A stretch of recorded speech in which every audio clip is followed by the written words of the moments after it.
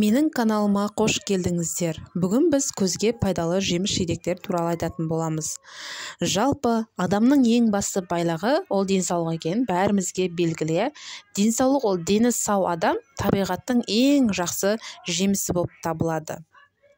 Осы орайда біз сіздерге маңызды мүшелердің бірі көз туралы айтқымыз келіп тұр.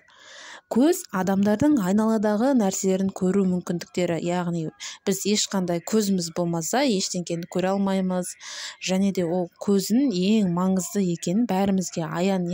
Жалпы күн көзіне қарсы киетін көзілдірігімізді де міндетті түрде тексеріп алуымыз керек. Себебі оның да өзінің бір әсері көп болады.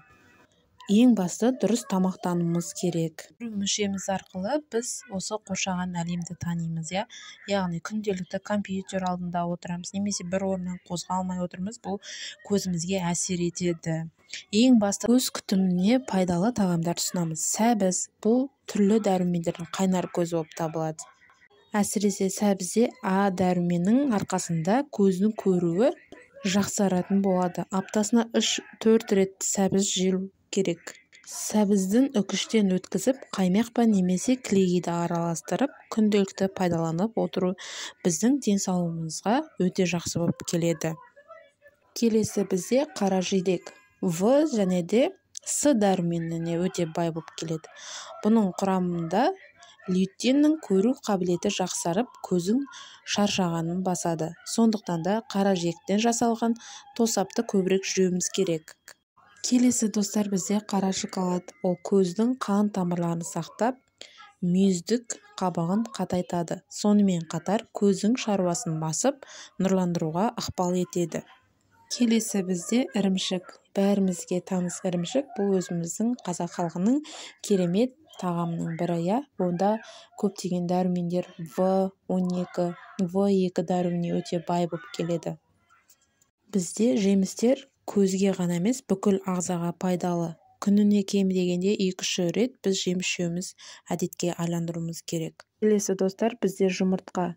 Жұмыртқа да көздің саулығына тигізер пайдасы өте көп. Оның құрамында көздің А және В витаминдері, В1 яғни В2 дәрумендер, темір, мысты да табуға болады. Сондықтан да достар, жанарымыздың саулығын ойласаңыз, жұмыртқаны көбірек тұтыныңыз. Келесі достар бізде пияз бен сарымсақ, яғни кез келген тамаққа қоса береміз. Оның өзінің құрамында көздің көру қабілетін жақсарып, алыстан да жақынсан да көрсетуге болады. Және айта кететініміз, өзіміздің балаларымыз ауырса да осы пиязды қолданамыз. Көбінесе грипп кезінде жақсы пайдасы бар. Бізде балық және балық майы. Омега-3 майында қышқылының қайнар көзі. Бұл өте көзге өте пайдалы болып келеді. Көру қабілетін жақсартып, жанарымыздың мөлдір етеді. Және де достар, тіркеліп, лайк басып, мені қолдап отырыңыздар. Және тағы да көптеген видеолар түсіретін боламыз. Сау болыңыздар.